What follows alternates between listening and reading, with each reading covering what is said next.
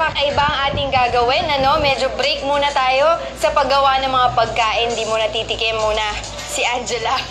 Dahil ngayong umaga, makakasama natin ang owner ng EV Skincare Products na si Miss Ivy Joy De Castro. Ngayong umaga, tuturuan niya tayo gumawa ng beauty soap.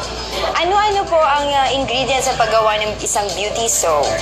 Kailangan natin ng 1 kilo glycerin, tapos spoon, and then gloves, mixer, dropper, and then alcohol pang spray, soap molder, coloring, essential oil, tsaka lavender powder. First step natin would be putting this glycerin, no?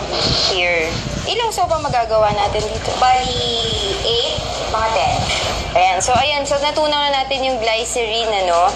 We just have to make sure na tunaw lahat, no? Para hindi sayang yung ingredient nyo. Tapos, ano to? Lavender essential. Lavender essential. Mga ilang patak to?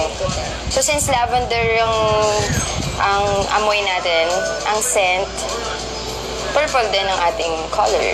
Itong ginawa natin, magkano ang naging puhunan? Yung puhunan natin dito is 350. 350 pesos. Tapos, magkano mo siya i-bent? Kasi sabi makakagawa tayo ng mga 7 to 8 bars of soap here, ano? And then how much would you sell one piece of? Yung 100 grams. So, 100 grams kasi to. So, pwede natin siyang ibenta ng 70 to 80 pesos. 70 to 80 pesos. So, that's times 8, magiging 560. So, all in all, tumubo ka ng 210 pesos. Not bad, di ba? Walang chemical tayong ginamit na all organic. So, hindi siya harmful sa skin. Naghanap ako ng lavender leaf or bud na parang ilagay natin. Parang decoration. Sige, next, bubusan natin.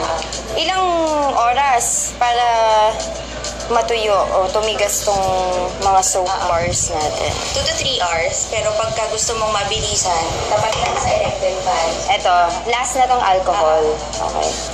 Ilang spray? Basta mawala na yung bubbles. Okay, so ayan, ito na po yung mga soap na ginawa natin, lavender bar soap. Ang next, pinaka-last step na gagawin natin is, syempre, i-package natin, ano, lagay natin sa supot. Ini-invite namin lahat ng televiewers ng Good Morning Kuya na i-follow kami sa Instagram at YBI Skincare Main. And then, meron din kaming Facebook. Pwede nyo kaming i-like doon. And then, nag-accept din kami ng resellers. You can start your business as low as 1,500. Pwede nyo kaming makontak sa 0939-926-9884. Isa na namang simpleng-simpleng negosyo ang ating natutunan ngayong umaga na kahit kayo po ay nasa inyong mga bahay lamang ay kayang-kaya nyong gawin. Dahil dito sa Good Morning Kuya, kaya mo to. Back to you guys.